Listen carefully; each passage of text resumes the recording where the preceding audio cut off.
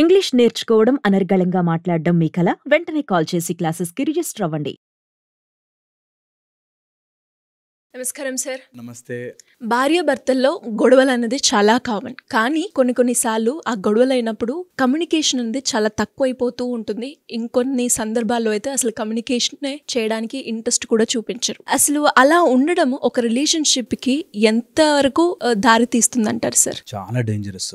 ఒక wife and husband మధ్యలో communication అనేది ద మోస్ట్ ఇంపార్టెంట్.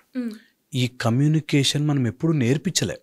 ఎప్పుడైనా మ్యారేజ్ చేసినప్పుడు ఒక వైఫ్తో ఎట్లా ఉండాలి అని ఎవరు చెప్పరు. ఎందుకో తెలియదు. ఒక మనకి స్టిగ్మా, సోషల్ స్టిగ్మా, ఒక వైఫ్తో ఇలా ఉండాలి, హస్బెండ్తో ఇలా ఉండాలి, ఆర్ ఇలా బిహేవ్ చేసుకోవాలి, ఇలా మాట్లాడుకోవాలి అని చెప్పరు. వన్ సైడెడ్గా అమ్మాయిలకైతే భర్త చెప్పిన మాట విను, లేకపోతే అత్తమామలతో సవ్యంగా నడుచుకో అని చెప్పేసి వదిలేస్తారు. వీళ్ళిద్దరి మధ్యలో కమ్యూనికేషన్ ఎలా ఉండాలి అన్న మాట ఎందుకో చెప్పరు. ఎన్ని రకరకాల కమ్యూనికేషన్లు తెలియని కూడా తెలియవు చాలా మందికి. ఎన్ని రకాలు ఉంటాయి సార్? ఒక 4-5 టైప్స్ అయితే నేను రైట్ నౌ చెప్పగలను.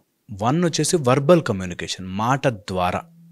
ఓకే, అంటే మాట్లాడే తీరుని కమ్యూనికేట్ చేయడం రావాలి. ఏదో ఒకటి మాట్లాడడం వేరు, నేను చెప్పాలనుకున్నది కమ్యూనికేట్ చేయడం. అందుకే communication is a skill. Communication skill. ఏదో ఒకటి మాట్లాడడం వేరు, మాట్లాడినది ఎదుటి వ్యక్తి వినగలుగుతున్నాడా, అర్థం చేసుకోగలుగుతున్నాడా, నేను చెప్పేది క్లియర్గా ఉందా లేదని తెలుసుకునే స్కిల్ అది. 1 ఈజ్ వర్బల్ కమ్యూనికేషన్. సెకండ్ వచ్చేసి నాన్ వర్బల్ కమ్యూనికేషన్ అని, ఐ కాంటాక్ట్, కళ్ళతో మాట్లాడచ్చు. వాళ్ళ జస్ట్ బై వాళ్ళ బాడీ లాంగ్వేజ్ని బట్టి తెలిసిపోతుంది ఈ కమ్యూనికేషన్ కరెక్టా కాదా అన్నది. ఓకే, ఇది నాన్ వర్బల్ కమ్యూనికేషన్. థర్డ్ వచ్చేసి ఎమోషనల్ కమ్యూనికేషన్. ఎమోషనల్గా కనెక్ట్ లేకపోతే మనం ఏం చేసినా సరే బ్యాడే. ఎమోషనల్ కమ్యూనికేషన్ చాలా చాలా ముఖ్యం.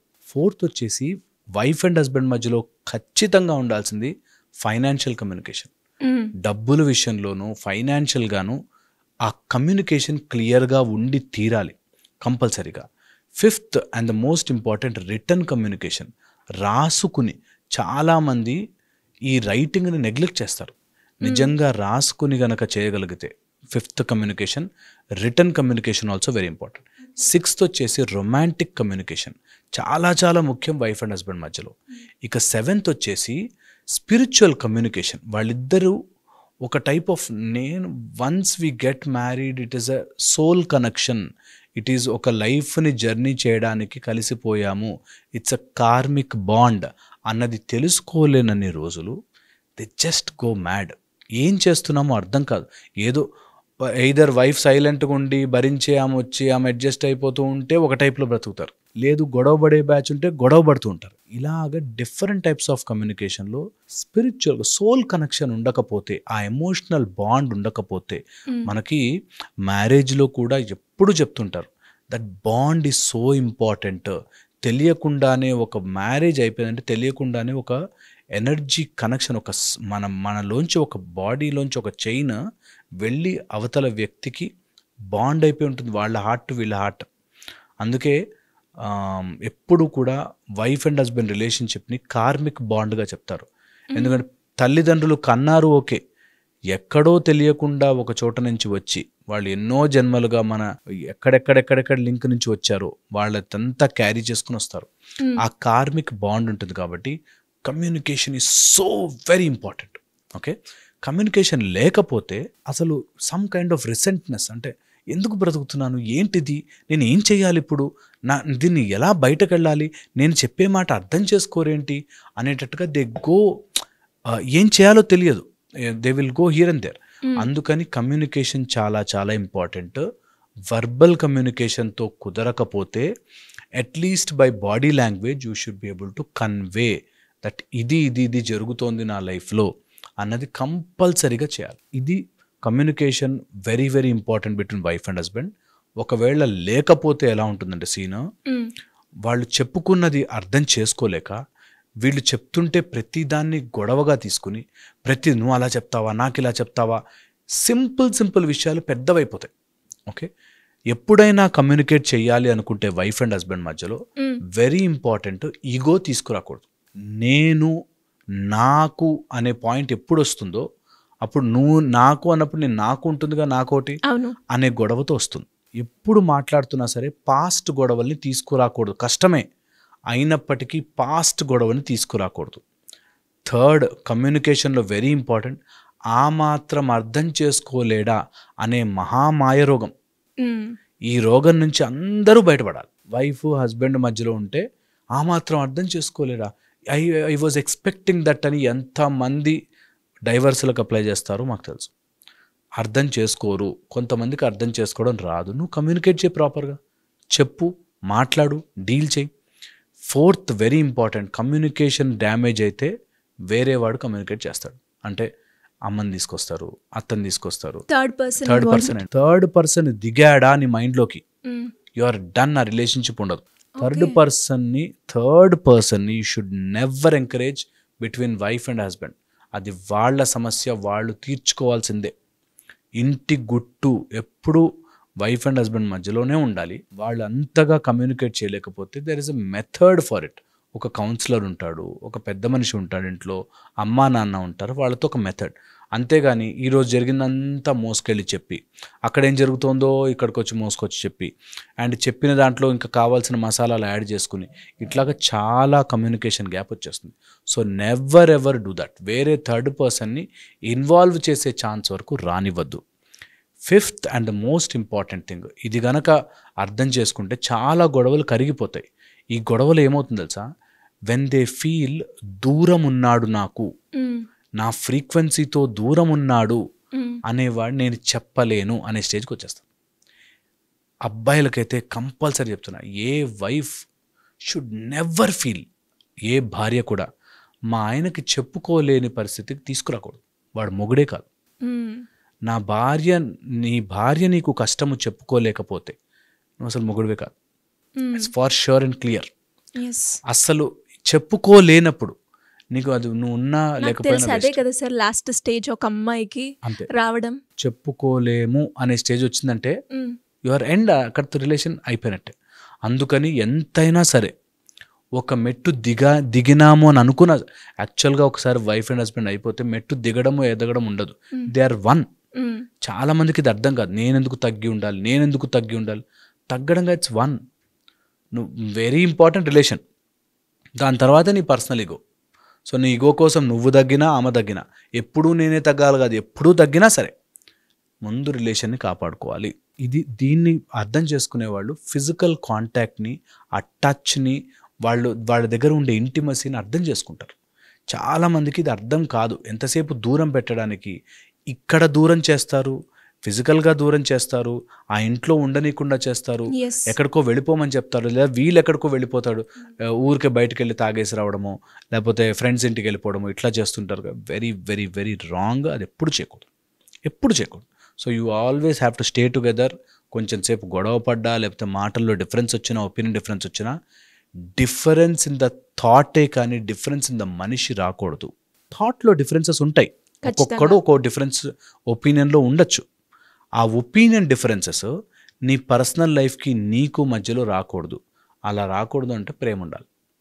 ఇఫ్ యు లవ్, అన్ని మిస్టేక్స్ కరిగిపోతాయి. ఇఫ్ యు డోంట్ లవ్, అన్ని మిస్టేక్స్ పెద్దగా కనిపిస్తాయి. లవ్ ఎందుకు ఉండదు మరి? When you have something else in your mind. అంటే అలా ఉంటే బాగుండేది అనే మైండ్లోకి వచ్చిందంటే మొగుడు పిల్లల మధ్యలో గొడవే. మా ఆయనండి నన్ను కనీసం వీకెండ్కి బయటకు తీసుకెళ్ళు అన్నారంటే అయిపోయావు. వీకెండ్కు బయటకు తీసుకెళ్తేనే మీ ఆయనకి టిక్ మార్క్ కొట్టావు అంటే యు ఆర్ డన్. ఇంకో రకంగా లవ్ చూపిస్తాడేమో చెక్ చేసుకోవాలి. What he is not able to see or what she is not able to see నువ్వెప్పుడు కూడా మోడ్యులేట్ చేసుకుని దాన్ని ఎట్లాగానో తీసుకోవాలి. దానికి ప్రేమ చాలా చాలా చాలా చాలా ముఖ్యం. ఎప్పుడు ప్రేమని కోల్పోవద్దు. ఎప్పుడు ప్రేమ సమ్ ఫామ్ ఆ ప్రేమ ఉంచుకోవాలి.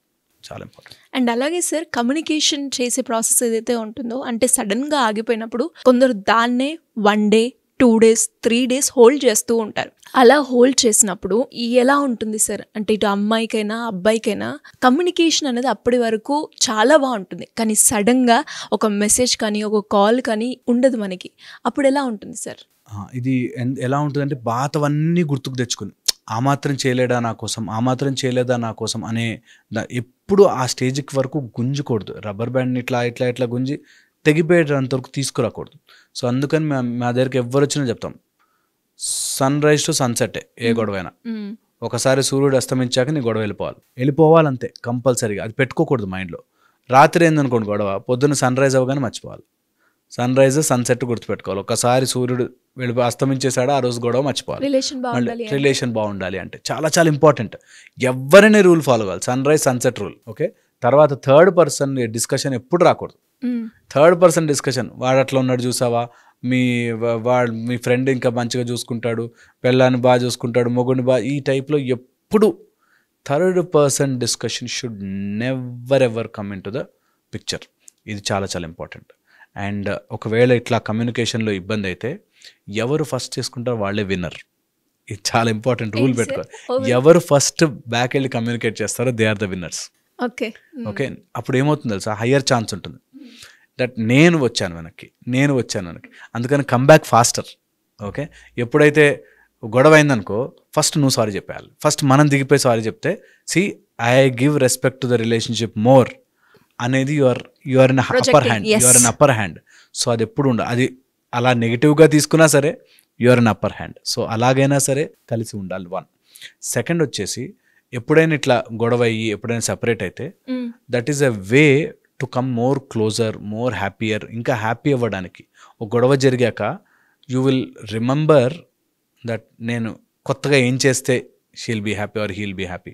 సో ఎప్పుడైనా చిన్న చిన్న గొడవ అయితే take that as an opportunity. మళ్ళీ బయటకు తీసుకెళ్ళాలి, లేకపోతే మళ్ళీ ఒక గిఫ్ట్ ఏదైనా కొనివ్వాలి, లేకపోతే మళ్ళీ ఒకసారి కూర్చోబెట్టి మాట్లాడాలి.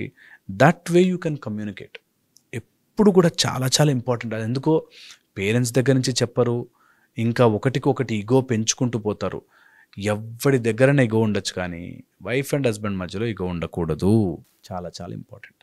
అండ్ ఇలాంటి ఇష్యూ ఎప్పుడైనా వస్తే, ఇలాంటి కమ్యూనికేషన్ ఇష్యూస్ ఏమైనా వస్తే రైట్ మైండ్లో కమ్యూనికేట్ చేయడం ఇంపార్టెంట్. ఎవరైనా సరే వైఫ్ అండ్ హస్బెండ్ మధ్యలో గొడవ వస్తే గుర్తుపెట్టుకోండి, గొడవ వచ్చినప్పుడు మైండ్ విల్ బీ యాజిటేటెడ్. ఈ యాజిటేటెడ్ మైండ్లో నువ్వు ఏది వేసినా అది ఇంకా పెరుగుతుంది గొడవకి. సో అందుకని యాజిటేటెడ్ మైండ్లో ఉన్నప్పుడు ముందు కామ్ డౌన్ చేయడం రావాలి. Let that settle down, then point పెట్టగలగాలి. ఓకే, గొడవలో ఉన్నప్పుడు గొడవ. అందుకే ఎప్పుడైనా గొడవ అయితే ముందు drink some water, take some glucose. బాడీలోకి షుగర్ వెళ్ళినప్పుడు గొడవ తక్కువ అవుతుంది. ఓకే, ఆ యాజిటేషన్ తగ్గుతుంది. సో ఆకలి మీద ఉన్నప్పుడు డిస్కషన్లు పెట్టద్దు. ఓకే, సెకండ్ వచ్చేసి, ఎప్పుడైనా ఇట్లా కోపంగా ఆవేశంగా ఉంటే లెట్ దమ్ సెటిల్ డౌన్. అప్పటికప్పుడే ఫైట్ తేల్చుకోవాల్సిన పని లేదు. థర్డ్, ఇది రెగ్యులర్గా అయ్యి మీకు అది ట్రామాగా మారి, లేకపోతే వాడు మిమ్మల్ని టార్చర్ పెడుతూ సాడిస్టిక్గా ఉన్నాడంటే దాని డీలింగే వేరు. అలాంటి వాటికి ఎప్పుడు భయపడకూడదు. సో బలవంతంగా రిలేషన్లో ఉండకూడదు. అలా అని చేతులారా ఏ రిలేషన్షిప్ పాడు చేసుకోకూడదు. మా దగ్గరకు వచ్చేవాళ్ళు, మేమిద్దరం బాగానే ఉన్నామండి, మా తల్లి గొడవ చేస్తుంది. మేమిద్దరం బాగానే ఉన్నామండి, కానీ వాళ్ళ ఫాదర్ గొడవ చేస్తున్నాడు. మేమిద్దరం బాగానే ఉన్నామండి, కానీ ఆఫీస్లోకి వెళ్ళాక ఎవరో ఆయన వెంటబడుతుంది. ఈ టైప్లో రకరకాలుగా సిచ్యువేషన్స్ వస్తాయి. ఎలా వచ్చినా సరే మీ నియత్, మీ డిసిప్లిన్ ఇస్ సో ఇంపార్టెంట్. మైండ్లో 100 మంది అమ్మాయిలు వచ్చినా నా భార్య నాకు ఇంపార్టెంట్, 100 మంది మగవాళ్ళు వచ్చినా నా భర్త నాకు ఇంపార్టెంట్, 100 కష్టాలు వచ్చినా నా హస్బెండ్ నాకు ఇంపార్టెంట్, 100 ప్రాబ్లమ్స్ నా లైఫ్లోకి వచ్చినా, నా మూడు ఎలా ఉన్నా సరే నా మొగుడు నాకు ఇంపార్టెంట్, నా భార్య నాకు ఇంపార్టెంట్ అని అనిపించిన రోజున no problem will penetrate your family life. But అది లేని రోజున ప్రాబ్లం అవుతుంది.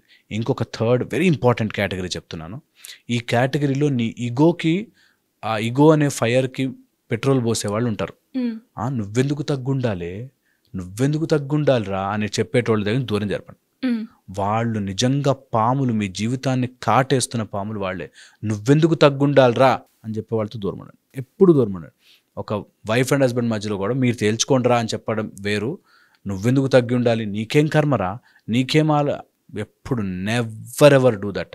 అది ఎప్పుడు కూడా అలౌడ్ చేయకూడదు, ఎవరిని అలౌడ్ చేయకూడదు. మా గొడవగా మేము చూసుకుంటాం అని చెప్పగలిగే ధైర్యం ఉన్నవాడు నిజమైన మగవాడు, నిజమైన భార్య. ఓకే, ఇది very important. Yes sir. And నాకు తెలిసి, అంటే ఇప్పుడు కూడా మనం చూస్తూ ఉంటాం, నాకు తెలిసి ప్రతి ఒక్కరు కూడా, అంటే ఎవరైతే ఈ వీడియో చూస్తూ ఉన్నారో అందరికీ అని చెప్పలేను, కానీ కొందరికి ఈ కమ్యూనికేషన్ గ్యాప్ రిలేషన్షిప్లో ఉంటూ ఉంటుంది. వాళ్ళకి ఈ వీడియో చాలా ఉపయోగపడుతుంది అని అనుకుంటున్నాను సార్. అలా ఎవరైనా కూడా మన వీడియో చూసి నిజంగానే మా రిలేషన్షిప్లో కమ్యూనికేషన్ గ్యాప్ ఉంది, దాన్ని నేను క్లియర్ చేసుకోవాలి అంటే నేనేం చేయాలి అన్నప్పుడు ఏం చెప్తారు సార్ లాస్ట్గా? Very important. కొంతమంది నిజంగా గొడవ పెట్టుకోవడానికే ఉంటారు, కొంతమంది మూర్ఖులు ఉంటారు. అలాంటి వాళ్ళని మార్చలేం. కానీ ఒకవేళ కమ్యూనికేషన్ గ్యాప్ ఉంది అంటే లెర్న్ ద స్కిల్. ఒక అమ్మాయికి అయితే ఎప్పుడు కమ్యూనికేషన్ గ్యాప్ రాకూడదు. ఓకే, అమ్మాయి should know how to handle husband. ఎప్పుడు ఇంపార్టెంట్, అది వెరీ ఇంపార్టెంట్. అబ్బాయి should know how to handle the wife. చాలా సటిల్ ప్రేమ. ఆ స్టేజ్, ఆ 10-20 years ఆఫ్ స్టేజ్ వదులుకోకూడదు. It's an opportunity, it's a happy phase of your life. So మంచిగా ఎంత అందంగా అమ్మాయిని చూసుకోగలిగితే, ఎంత అపురూపంగా అబ్బాయిని చూసుకోగలిగితే అంత మంచిది. ఈ ప్రేమ రావాలి. అరే నా మొగుడు, అరే నా భార్య అనే ఒక ప్రేమ లేనని రోజులు నువ్వు ఎంత సంపాదించు వేస్ట్. ఇంట్లో సుఖము లేని రోజున ఎక్కడా సుఖం ఉండదు. ఎన్ని కోట్లు సంపాదించినా సుఖం ఉండదు. ఎంతమంది దగ్గరికి వెళ్ళినా, ఎన్ని కోట్లు వచ్చినా, ఎలాంటి బిల్డింగుల్లో ఉన్నా సుఖం ఉండదు. సో ఇంట్లో ఆ కంఫర్ట్ని, ఆ హ్యాపీనెస్ని మెయింటైన్ చేసుకోవాలి అంటే కంపల్సరీగా కమ్యూనికేషన్ నేర్చుకోవాలి. ఎలా ఉంటే బాగుంటుంది, ఎలా చేస్తే అర్థం చేసుకుంటారు. And don't preach. చాలా చాలా ఇంపార్టెంట్ తెలుసా. ఇలా ఉంటే ఇది మంచిది అని క్లాస్ పీకుతుంటారు. అమ్మాయి అబ్బాయికి అబ్బాయి క్లాసులు పీకద్దు. ఎంజాయ్ చేయండి లైఫ్, చాలా ఎంజాయ్ చేయండి. ఎందుకు ఇలా ఉండాలి అలా ఉండాలని చెప్పి రెస్ట్రిక్షన్స్ పెడతారు. ఆయన ఎప్పుడు క్రికెట్ చూస్తుంటాడు, చూడండి, that is very is happy. చూడండి, కొంతసేపు అయినా చూడండి at least. So that way you will also get time. And ఇద్దరూ కమ్యూనికేట్ చేసుకుని ఇది వీ టైం, మన ఇద్దరం కలిసి ఈ టైం స్పెండ్ చేయాలి అన్నది ఎప్పుడు పెట్టుకుంటే బాగుంటుంది. Thank you sir, thank you so much.